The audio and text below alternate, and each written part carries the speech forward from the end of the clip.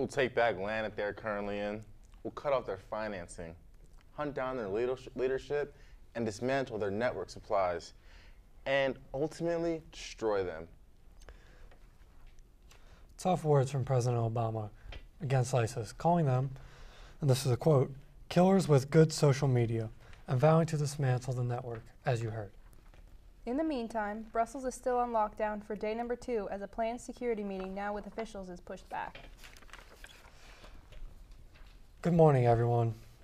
Good to be with you. I'm Victor Blackwell. And I'm Christy Paul. Always good to have you on board with us here. Let's start again with the president, whose rhetoric is really ratcheting up when he's talking about ISIS. His message for the terrorists, as you just heard there, is, you will be destroyed. Yes, that was the president at a news conference in Kuala Lumpur just a few hours ago, using some of his strongest language yet in a really strong tone, promising to take out that terror group.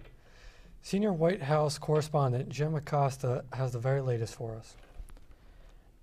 Victor and Christy, President Obama sharpened his rhetoric on ISIS, saying repeatedly at a news conference that the U.S. would destroy the terror group, but also continued to make the case he has argued throughout this foreign trip, that the world should not overreact in the battle against terrorism.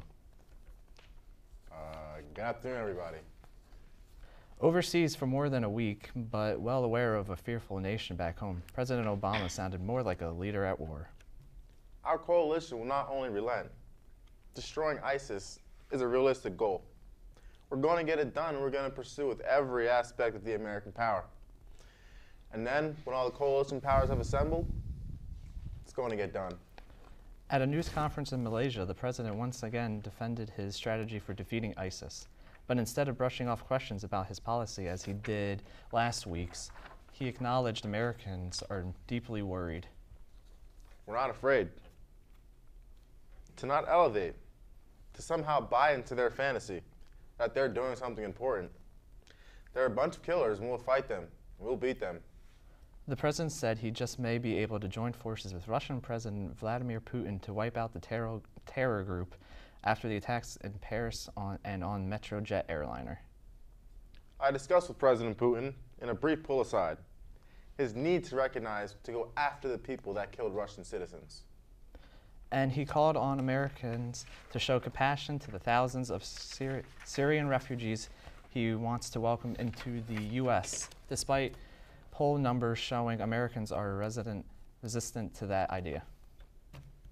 And despite my haters wanting to pop off, refugees who end up in the United States are the most vetted, scrutinized, and thoroughly investigated people to come into American shores. The president also appeared to have some choice words for Donald Trump. We want surveillance on these people.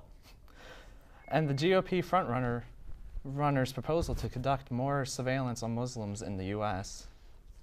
We must absolutely reject the idea that we are at war with a religion.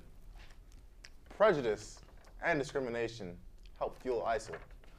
Knocked back on his heels was widely panned, the somewhat cerebral president ended this foreign trip speaking from the gut, urging Americans to avoid giving into the fear. Hello, my fellow Americans. How are you doing today? A point he punctuated with a stop to a refugee center in Malaysia, a visit Mr. Obama reflected on as he left the country. You are a parent, and you saw those kids and thought about what had they gone through. The notion that we couldn't find a home for them anywhere in the United States is un-American. I want an America where we accept these refugees. I want an America where we show ISIL, but we're not afraid. As soon as the president returns to Washington, he is scheduled to welcome French President François Hollande for a critical meeting on the war against ISIS. It's a war that Hollande wants to ratchet up. The key question, will President Obama join him? Victor and Christy.